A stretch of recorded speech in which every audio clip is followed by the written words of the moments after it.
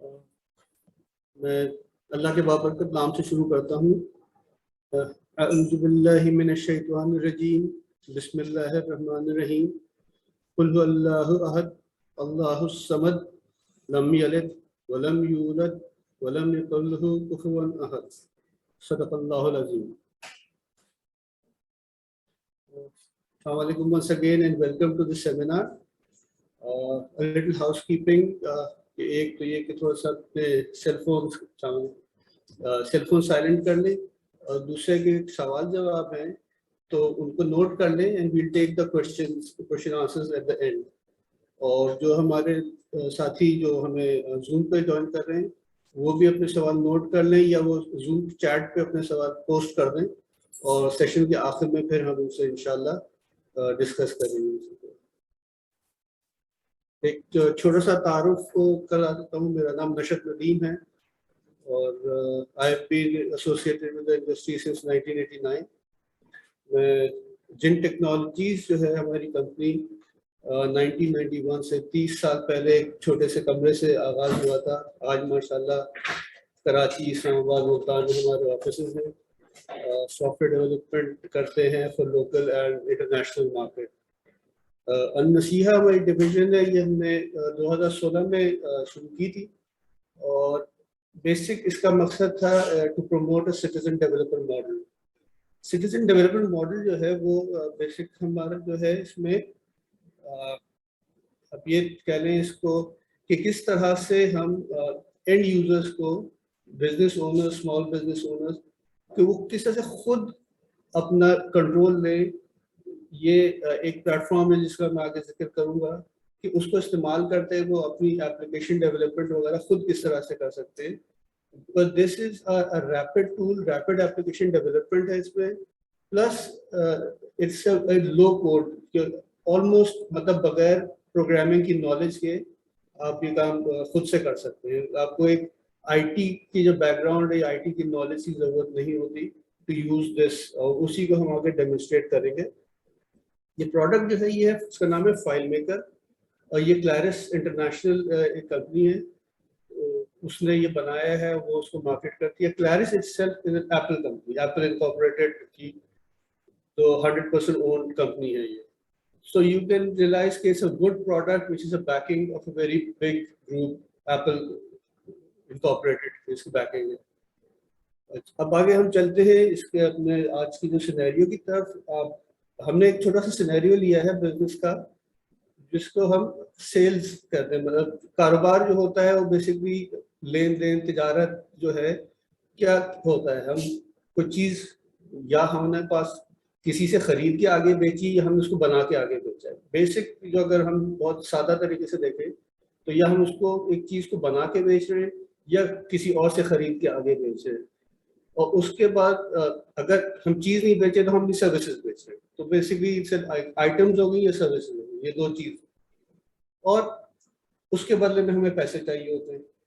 तो अगर तो हमारा कैश का बिजनेस है कि हमने चीज़ बेची और वही पैसे वापस आ गए तो बहुत अच्छी बात है।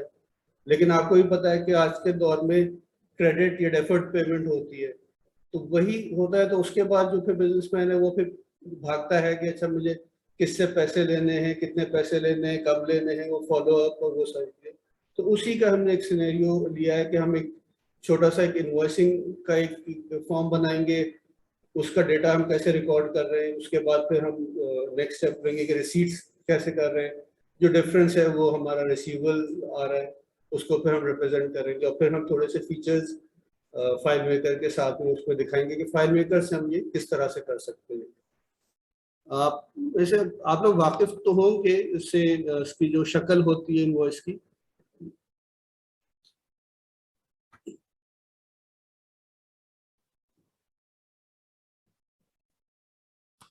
मैं एक मिनट, आई थिंक मैंने जूम के साथ स्क्रीन शेयर नहीं हुई है। जूम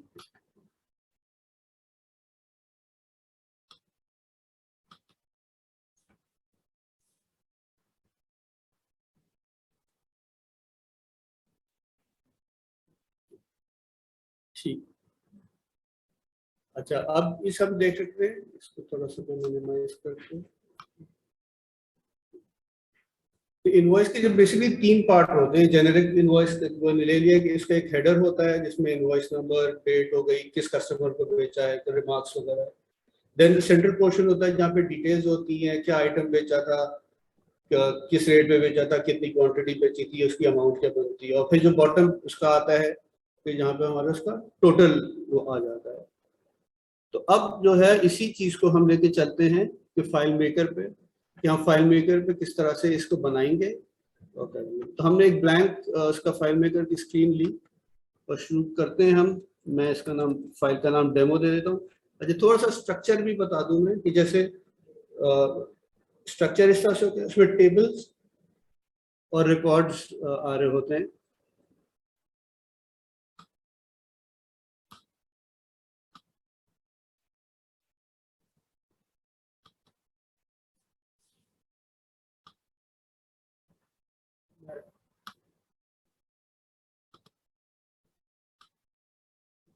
थोड़ा सा आई थिंक स्क्रीन वहां पे शेयर नहीं हो रही।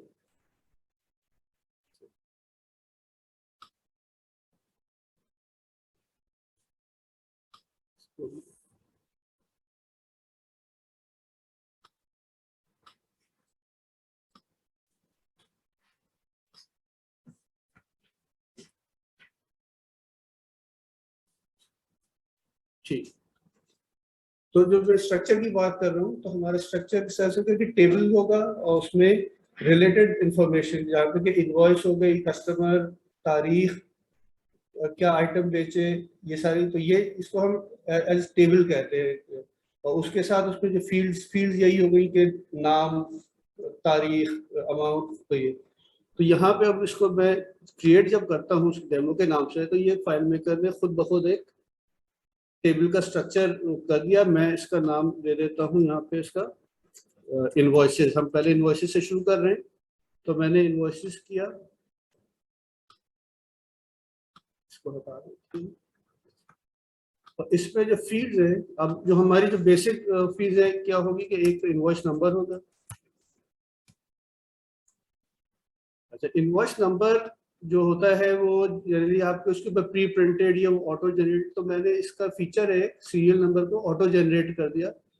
तो पहले, दूसरा, तीसरा सिस्टम खुद ही कर देगा, मुझे उसको बनाने की जरूरत नहीं पड़ेगी। दूसरा हमारे पास जो इसकी इंफॉर्मेशन थी वो डेट थी। इनवॉइस डेट क्या है, हमने किस कस्टमर को बेचा, ये है। एक इनवॉइस टोटल की मैं फील्ड डाल देता हूँ।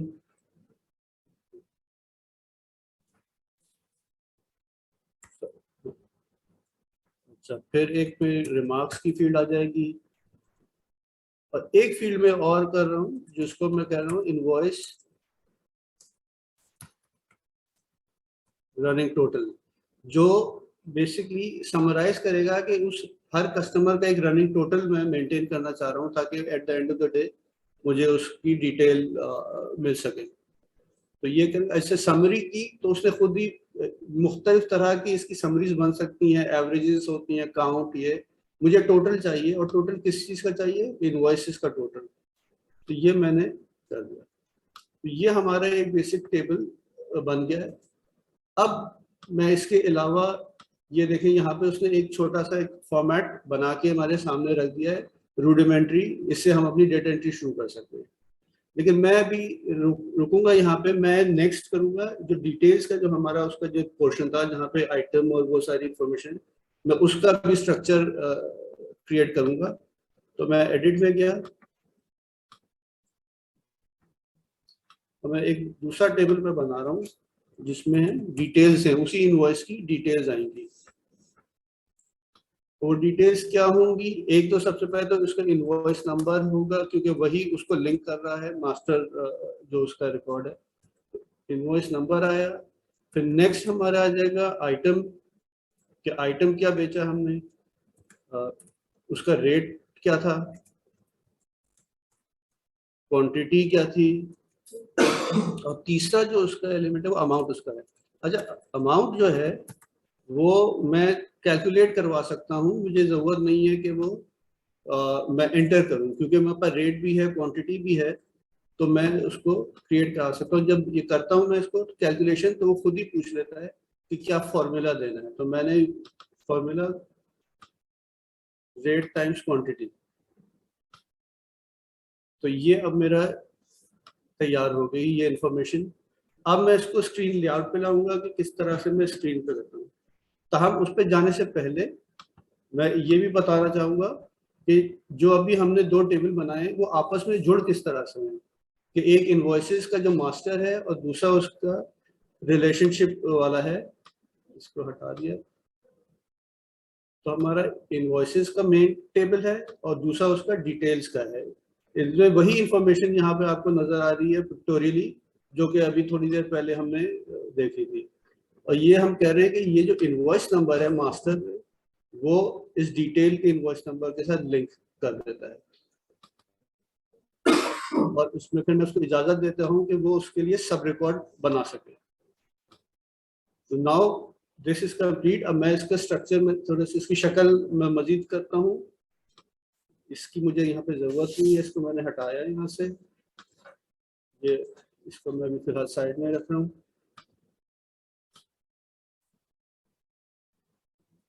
ये देखिए मैं ड्रैग एंड ड्रॉप, मुझे कोई प्रोग्रामिंग करने की जरूरत नहीं है, मैं सिर्फ सिंपल ड्रैग एंड ड्रॉप से ये सारे काम कर रहा हूँ। अब यहाँ पे मैंने इसको लेकर आया और ये बताऊंगा कि डिटेल रिकॉर्ड कहाँ से लाने हैं, तो किस टेबल से, जो डिटेल का टेबल है वहां से लेकर आने, और कौन कौन सी फील्ड मुझे लेकर आनी है। तो आइटम, रेट, क्वांटिटी और अमाउंट, ये चार लेकर आने मुझे। और ये यहाँ पे आपके सामने आ गए। इसको थोड़ा सा नीचे किया, मैं इनके लेबल्स बना देता हूँ। सिंपल कट एंड पेस्ट किया, एक से दूसरा, दूसरे से तीसरा की लेंथ इसके हिसाब से कर दी। वो मुझे सिस्टम गाइड भी कर रहा होता है कि नीचे वाले आइटम के साथ उसकी लेंथ को मैच करने के लिए। इसका नाम आइटम रखा, दूसरा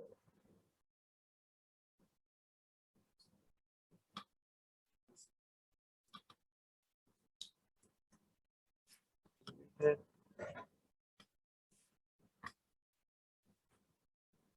ये थोड़ी सी इसकी अलाइनमेंट आउट थी, मैंने इसको अलाइन कर दिया।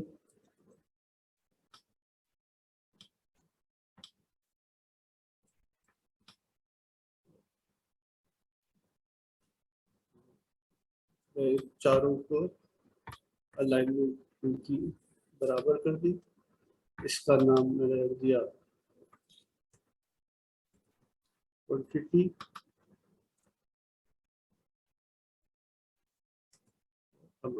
या अच्छा, ये जो हमारी न्यूमेरिक फील्ड्स है, ये बेसिकली आप देख रहे हैं कि ये हम इनको राइट अलाइन रखते हैं, राइट जस्टिफाइड वो होती है। तो ये मैंने इसको क्या, यहाँ पे मैंने इसकी जस्टिफिकेशन राइट पे, तो उसकी अलाइनमेंट राइट पे, ताकि उसकी प्रेजेंटेशन जो है वो बेहतर तरीके से नजर आए।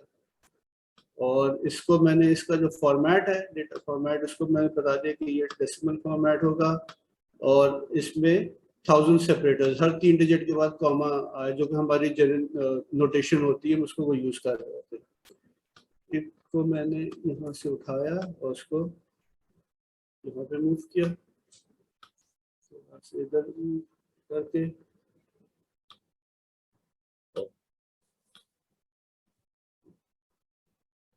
अब ये सब हो गया है, बस मुझे अब एक स्टेप और करना है कि इसको बताना है कि यहाँ पे जो इसका टोटल आएगा वो इस इनवॉइस टोटल में मूव कर दे।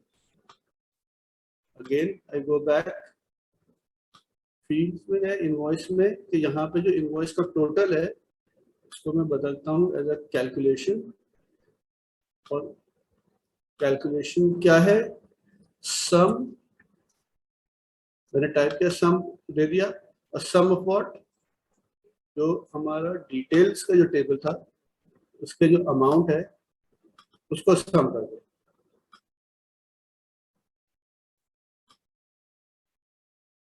अब ये हमारा जो है एक बेसिक शक्ल इसकी आ गई है। इसकी भी अलाइनमेंट में अच्छा थोड़ा सा और है मेरे से ईज ऑफ यूज के लिए। जैसे डेट की फील्ड होती है, तो बजाय इसके कि मैं डेट टाइप करूं, मैं इसका फीचर होता है ड्रॉप डाउन कैलेंडर। तो जिस वक्त जैसे ही मैं उस पर जाऊं वो मुझे ऑप्शन दे दे, मैं उसको जाके सेलेक्ट कर दूं और उसकी डेट की फॉर्मेट में बदल देता हूँ। तो ये अब हमारी शक्ल इसकी कंप्लीट हुई। लेआउट मोड से मैं एग्जिट हुआ हूँ ताकि मैं डेटा एंट्री मोड में आ जाऊँ। अब ये मेरा स्ट्रक्चर आ गया है, यहाँ पे मैं डेटा एंट्री शुरू कर सकता हूँ। मैं न्यू रिकॉर्ड पे गया, उसमें देखें इनवॉइस नंबर खुद जनरेट कर दिया। यहाँ डेट पिकर पे गया, मैंने जो भी डेट थी उस पर किया। मेरा कस्टमर था कामरान, मैंने उसको item, let's see I am selling some fruits, तो ये मेरे टोटल इस तरह से आ रहा है। अच्छा,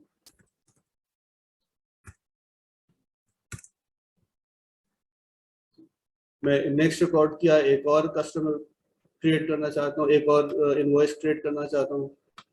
क्या, अच्छा अब यहाँ पे गया, मैं अगर कंट्रोल आई करूंगा तो मुझे ये आ जाएगा कि पहले इस फील्ड में क्या इंफॉर्मेशन थी।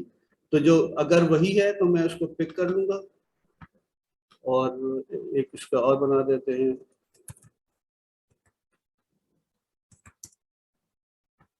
और अगर वो नहीं था, दूसरा किसी और कस्टमर का मुझे करना है,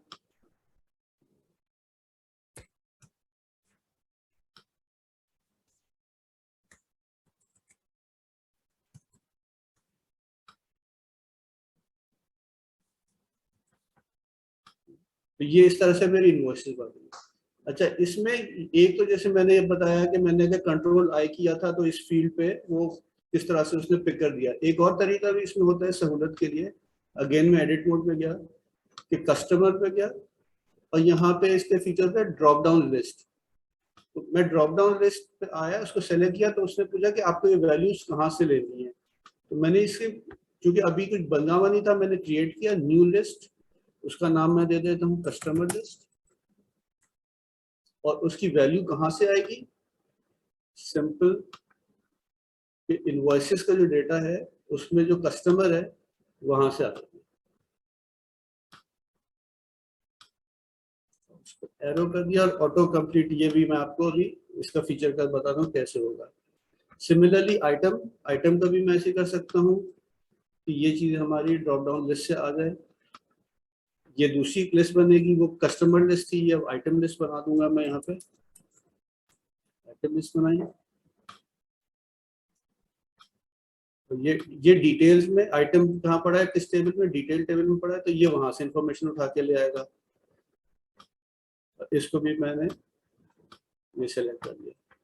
अब आई गो बैक, एग्जिट किया, और मैंने नया रिकॉर्ड लेकर आ रहा हूँ।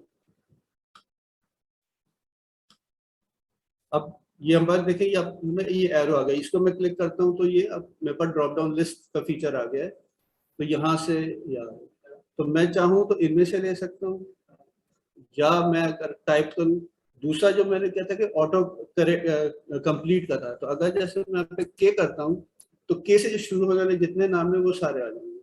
तो I can either select Kamran, और maybe I had another customer by the name of Kazim, तो मैं उस पर चला गया, मैंने ये तो उठा लिया मैंने, और यहाँ पे मेरा वो फ्रूट नहीं था, मैंने दूसरे प्रोडक्ट ले ली। तो इस तरह से देखें, ये किस तरह से आसानी के साथ एक छोटा सा मेरा फीचर ये हो गया कि जहाँ पे मैं एटलीस्ट इनवॉइसेस का डेटा कलेक्ट कर सकता हूँ। Now I will move to the next वो, कि जहाँ पे मैं अपनी रिसीट्स कैसे मैनेज कर रहा हूँ, कि रिसीट्स को मैं डेटा कैसे कलेक्ट करता हूँ। तो मैं ये मैनेज डेटाबेस, और अब मैं एक नया टेबल करूंगा यहाँ पे, रिसीट्स, ये किया। इसमें क्या फील्ड्स आ रही है, रिसीट नंबर है। अच्छा, अगेन रिसीट नंबर भी जैसे हमारा इनवॉइस नंबर था, तो रिसीट नंबर भी मैंने उसको ऑटो जनरेट कर लिया, कि वो खुद ही जनरेट करके देता रहा मुझे। नेक्स्ट मेरे पास डेट आ जाएगी,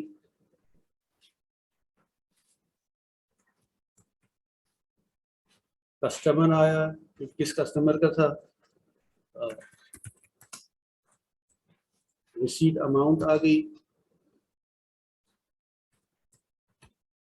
रिमार्क्स कर लिए, और एक जैसे मैंने इनवॉइसेस का एक रनिंग टोटल बनाया था, इसी तरह से मैं रिसीट्स का भी एक रनिंग टोटल बना दूंगा, ताकि मुझे उस कस्टमर का, और इसको this is a summary field, और इसको जब मैं करता हूँ तो अगेन वो पूछता है किस पे समरी करनी है, मैं कह देता हूँ उसको रिसीट अमाउंट पे समरी दे दे मुझे। तो ये मेरा स्ट्रक्चर हुआ। अब मैं लेआउट पे गया तो मेरे पास एक रिसीट्स का लेआउट है, ये देखें ऑटोमेटिकली उसने खुद ही बना दिया, मुझे ये यहाँ पे इसकी जरूरत नहीं थी, मैंने हटाया। रिसीट अमाउंट जो है इसको अगेन हमारे पास देखिए वो राइट जस्टिफाइड होता है, और एसएमएल है वो था 1000 सेपरेटर्स कर दिया। डेट पे मैं जैसे पहले उस पे किया था, तो इस पे भी मैंने ड्रॉप डाउन कैलेंडर किया, इसको इस एरो मैंने दिया, और इसका फॉर्मेट मैंने बदल दिया। और कस्टमर, ये मेरा ड्रॉप डाउन लिस्ट था, जैसे मैंने इनवॉइसेस के लिए कस्टमर को किया था, तो उसी लिस्ट को मैं यहाँ से पिक करके, अब ये मेरा कंप्लीट हो गया है। मैं इस पे गया एंट्री मोड पे, अब मैं न्यू रिकॉर्ड किया, डेट में डाल रहा हूँ, कस्टमर थे, इन्होंने सपोज मुझे 1000 रुपीज का चेक दिया था, वो मैंने नोट कर लिया। फिर एक और रिकॉर्ड मैंने किया,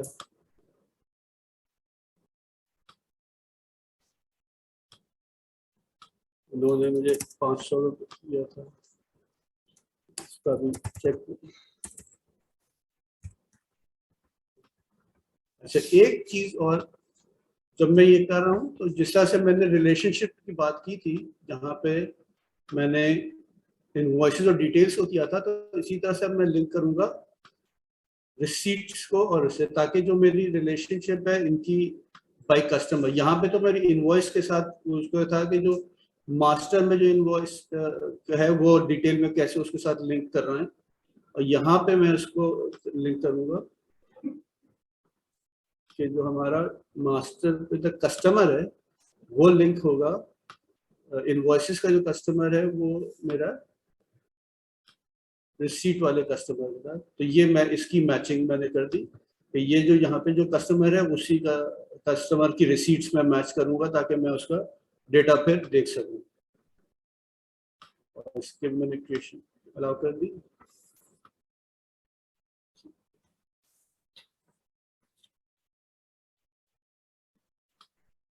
तो अब ये हमारा हो गया, तो मैं अब इसको अपने पिक्टोरियल रिप्रेजेंटेशन करूंगा। इस तरह से हमें ग्राफ के जरिए हम देख सकें कि हमारी टोटल सेल्स कितनी हुई है, इनवॉइसिंग जो हमने की है, और हमारी टोटल रिसीट्स कितनी हुई है। तो मैं एक नई लेआउट पे गया, उसका बेस डेटा मेरा इनवॉइसेस आएगा, उसका नाम मैं कर देता हूँ रिसीवेबल्स, और ये मैं कंप्यूटर पे चाहिए मुझे, और फॉर्म, बस ये इसको बताया। Now all I have to do is, मैंने ग्राफ का वो सेलेक्ट किया, ग्राफ आ गया यहाँ पे। अब यहाँ पे मैं इसके टाइटल वगैरह दे दूँ, रिसीवेबल्स आ गया, यहाँ पे कस्टमर्स आ गया। कस्टमर, ये डेटा कहाँ से आ रहा है, इसको मैंने ये फील्ड बता दी कि इनवॉइसेस में जो मेरे कस्टमर है ये डेटा आ जाएगा, और वाई एक्सिस पे मेरे अमाउंट्स आ रहे हैं, और वो कहाँ से आ रहे हैं, ये फील्ड है कि इनवॉइसेस का जो मेरा रनिंग टोटल है उस कस्टमर का वो दे दे। और साथ में मैं एक और करूँगा जिस पे मैं बताऊंगा कि इसका डेटा क्या आएगा, कि जो मेरी रिसीट्स है उस रिसीट का रनिंग टोटल दे। ये मैं इनके नाम यहाँ बदल देता हूँ, लेबल इसको नाम रिसीट्स करेंगे, इसको मैं सेल्स कह रहा हूँ, और ये ऊपर लेजेंड में यहाँ पे नजर भी आ गया मुझे। फिर उसके अलावा मैं चाहूँगा कि जो मेरा डेटा पॉइंट है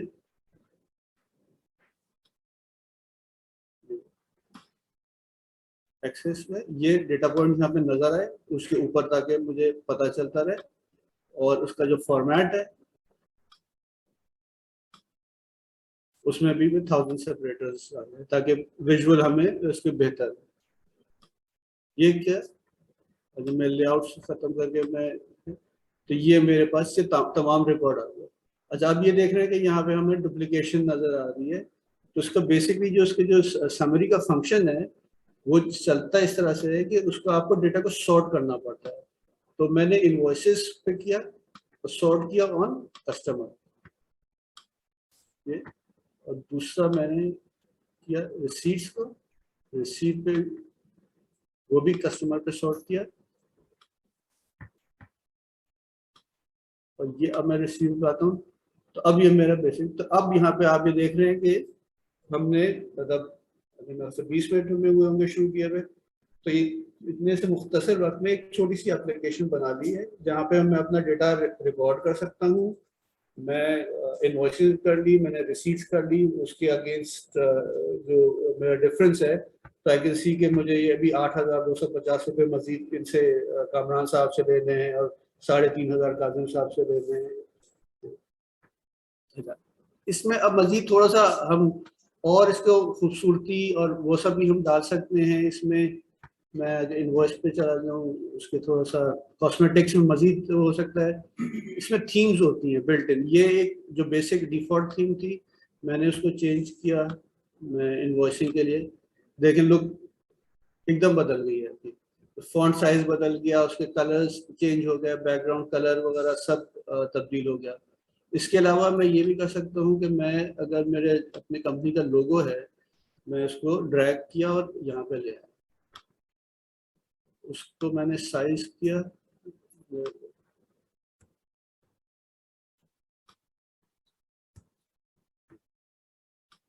तो मैं इसको लोगो ले आया इस तरह से। मैं अपना टेक्स्ट यहाँ पे चाहूँ, मैं चाहता हूँ कि ये इसमें लिखा हुआ आ जाए यहाँ पे इनवॉइस। तो मैं इस किया और इसको मैंने लेआउट चेंज किया। इसको मैंने कहा कि I want it in white colour, I want it in gold. इसका साइज मैं बढ़ा देता हूँ, मतलब बगैर किसी प्रोग्रामिंग के सिंपल ड्रैग एंड ड्रॉप करके मैं ये कर रहा हूँ। इसको मैंने दोनों को मैंने सेव किया, कंट्रोल सी। और मैं जो दूसरे फॉर्मेट पे जाना चाह रहा हूँ जो मेरा रिसीट का है, ये आ गया। इसको इसको मैंने बदल दिया। और मुझे अगर ये कलर स्कीम पसंद नहीं थी, मैं दूसरे पे चला गया। ये देखिए इसमें भी बदल के हो गया, किया।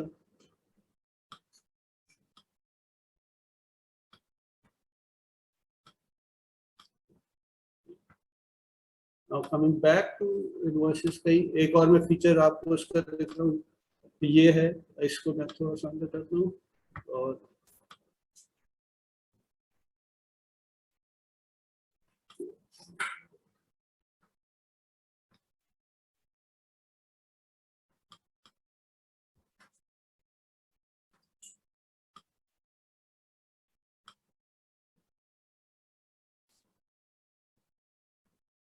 अब मेरा एक इसका भी होता है प्रीव्यू का।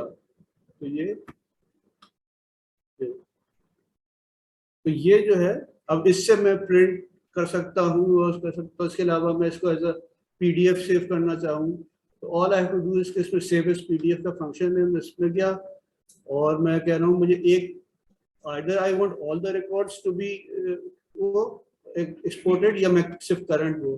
तो करंट क्या इसका नाम है, डेमो। ये इसने एक्सपोर्ट कर दिया। मैं यहाँ पे पीडीएफ गया, ये मेरा पीडीएफ जो मेरा उस वक्त करंट रिकॉर्ड था वो उस पर आ गया। इसके अलावा मैं अगर उस पर करूँ सेव एज एक्सेल करना चाहता हूँ, तो मैं इस पर गया और मैं ऑल द रिकॉर्ड्स को मैं एक्सपोर्ट करना चाह रहा हूँ, इसका भी मैं डेमो ही देता हूँ। ये बना दिया इसने, और ये मैं एक्सेल की स्प्रेडशीट पे गया, तो ये देखें आपने उसमें किस तरह से मेरा डेटा सारा एक्सेल पे एक्सपोर्ट कर दिया है। कस्टमर क्या क्या प्रोडक्ट किस रेट पे बेचे, क्वांटिटी क्या थी, इनके जो इनवॉइस के सब टोटल्स आ रहे हैं, ये सारा रनिंग टोटल, तो ये सारी चीज़ आपको यहाँ पे नज़र आ रही होती है। तो बेसिक आप देखेंगे कि हमने किस तरह से एक छोटे से वक्त में, एक मुख्तसर से वक्त में ये डेटा को हमने कैप्चर करने का और वो कर दिया। एक और हमारी जो चीज़ आएगी वो ये आएगी कि हमारी सिक्योरिटी। आप चाहते हैं कि आप ये काम, ये डेवलप हो गया आपने, क्योंकि ये एक ऐसा चीज़ है जो आप खुद भी कर सकते हैं, बट यू डोंट वांट कि उस पर डेटा एंट्री पे आप अपना वक्त लगाएं, आपका कोई दूसरा कॉलीग या आपके स्टाफ में से कोई वो करे, तो उसमें एक सिक्योरिटी भी आप बिल्ड कर सकते हैं कि आप उसको रिस्ट्रिक्ट कर सकते हैं कि वो क्या इंफॉर्मेशन देख सकता है, क्या नहीं देख सकता, क्या तब्दील कर सकता है, क्या नहीं कर सकता। तो मैं इसमें करता हूँ कि हमारा मैनेज, जैसे हम डेटाबेस किया था इस तरह से मैनेज सिक्योरिटी है। अभी हम लॉगिन हुए हैं एज एडमिन, हमारे पास फुल एक्सेस है, तो मैं एक डेटा एंट्री का वो लेता हूँ और उसको मैं डुप्लीकेट बनाता हूँ और उसको फिर मैं एडिट करूँगा। मैं इसका नाम बदल देता हूँ, डेटा एंट्री विथ रिस्ट्रिक्शन में कर देता हूँ। और उसमें मैंने एक अभी एज एन एग्जांपल हम ले लेते हैं कि उसके हम इसमें प्रिविलेज क्या चीज़ है कि जो डिटेल में जहाँ पे रेट था, मैं चाह रहा हूँ कि वो रेट जो है वो लिमिटेड हो के वो ना देख सके कोई। तो अभी हम मेरे पास डिटेल्स का जो टेबल था आ गया, उसमें ये रेट वाली फील्ड है। अभी बाय डिफॉल्ट वो है उसका मॉडिफाइबल है कि कोई भी शख्स जो लॉगिन कर रहा है वो उसको देख भी सकता है, उसको मॉडिफाई भी कर सकता है। मैं ये कर रहा हूँ कि जो रेट है उसके ऊपर नो एक्सेस के वो ना देख सके। मैं सिर्फ बस टोटल वो हो गया कि रेट, या आप अगर जैसे डिस्काउंट होता है, आप डिस्काउंट देना चाहते हैं बट आप ये नहीं चाहते कि कोई दूसरा शख्स डिस्काउंट दे, सिर्फ आप वो कंट्रोल अपने पास रखना चाहते हैं, तो और डिस्काउंट की फील्ड को आपने, जैसे हमने यहाँ पे भी रेट पे मैं लगा रहा हूँ, तो ये मैंने इसके ऊपर नो एक्सेस कर दिया कि वो देख भी नहीं सकता उस चीज को। और फिर मैं एक नया यूजर क्रिएट कर देता हूँ,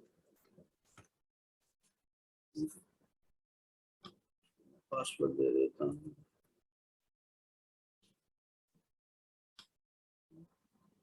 और इसको मैं एक्सेस क्या दूंगा, data entry with restrictions.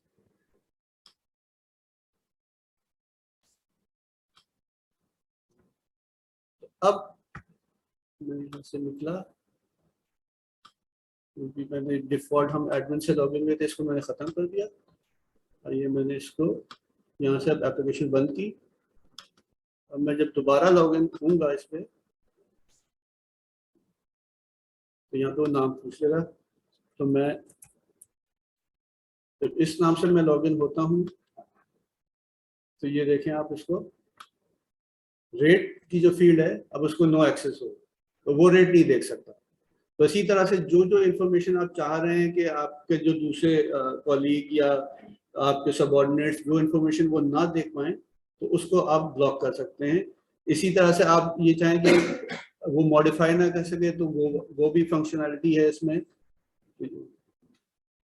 Again बाकी इंफॉर्मेशन वो सब देख सकता है, सिर्फ रेट, क्योंकि मैंने रेट के ऊपर रिस्ट्रिक्शन लगाई थी, वो इंफॉर्मेशन नहीं देख सकता। तो ये सारी आप ये देखें, आपकी ये इंफॉर्मेशन या ये जो काम कर रहा हूँ, अभी तक भी मैंने कोई एक भी सिंगल लाइन ऑफ कोड नहीं लिखा, सारा ये सिस्टम खुद कर रहा है। मैं सिर्फ उसके ऊपर तस्वीरों के जरिए ही बता रहा हूँ, एक आम मतलब अंग्रेजी कह लें उर्दू कह लें, उसमें मैं इससे बात कर रहा हूँ, उसको बता रहा हूँ और उस पर ये काम कर रहा हूँ। अब एक आखिरी फीचर हम बताते हैं। तो अब जो है आखिरी एक ये कि यू आर ट्रैवलिंग या आप दफ्तर में नहीं है, तो आप अभी तो हम ये काम कहते हैं, ये हमारी मशीन लोकल सर्वर मतलब ऑफिस में रखी हुई मशीन है उस पर, तो अब आप ये चाहते हैं कि ये आपका एक्सेस आपको वेब के थ्रू हो जाए, आपके कॉलीग जो भी बाहर अगर वो एक्सेस करना चाहते हैं, जिसको भी आप देना चाहते हैं एक्सेस, वो किस तरह से इसको कर सके। तो इस चीज़ को हम एक्सपोर्ट कर सकते हैं और वो भी बहुत ही आसान स्टेप्स हैं इसके। शेयरिंग में जाते हैं, उसको हमारा होता है कि अपलोड टू होस्ट का एडमिन का मैंने पासवर्ड नहीं रखा हुआ था, मैं इसको पासवर्ड डाल देता हूँ।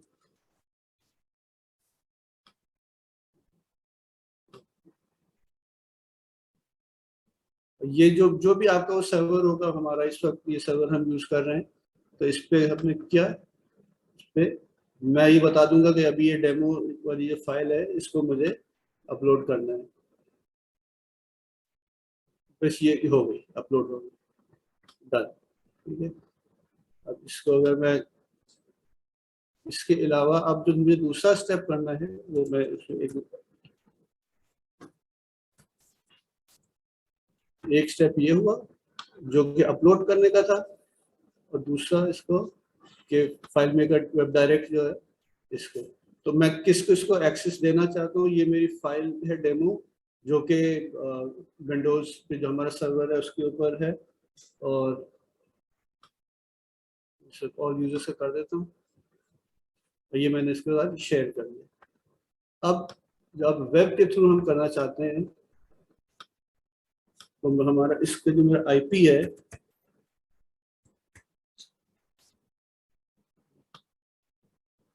यहाँ पे ये आपको नजर आएगी ये एप्लीकेशन, इसको मैं क्लिक करता हूँ तो यहाँ पे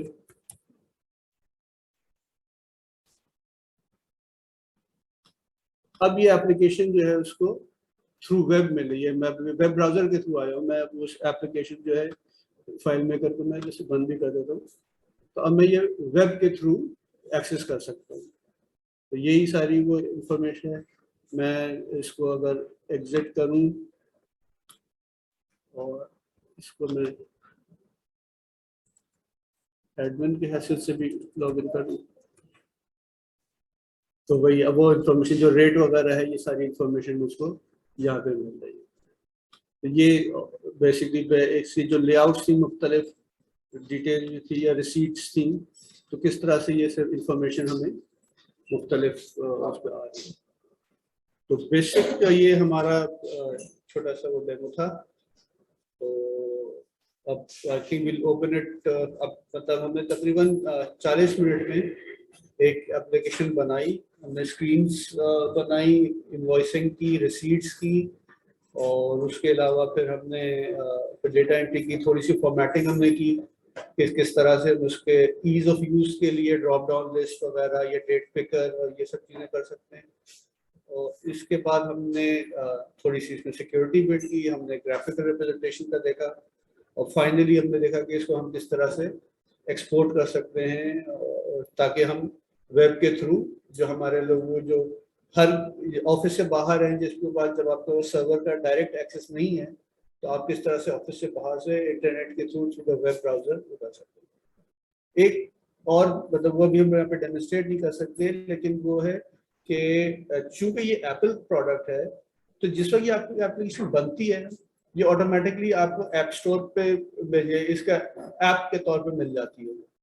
तो ये फिर जो एप्पल वाले यूजर्स हैं वो उसको एज एन ऐप कर सकते हैं, और जो दूसरे जो एंड्रॉयड वाले हैं उनके लिए भी उसमें सिर्फ ये होता है कि हमको थोड़ा सा स्क्रीन लेआउट को चेंज करना पड़ता है, क्योंकि ये हमने बड़ी स्क्रीन के हिसाब से बनाया हुआ है। जो फोन का जो लेआउट होता है, स्क्रीन साइज छोटा होता है, तो उसके लेआउट हमें बदलना होता है, फंक्शनैलिटी वही रहती है, सिर्फ स्क्रीन लेआउट हम बदलेंगे और उसके उससे वो पूरा हम कंट्रोल वो आ जाएगा, पूरी ऐप वैसी रहेगी, सिर्फ आपका जो फ्रंट एंड जो उसका लुक है वो चेंज हो जाएगा, वो फोन से आप कर सकते हैं।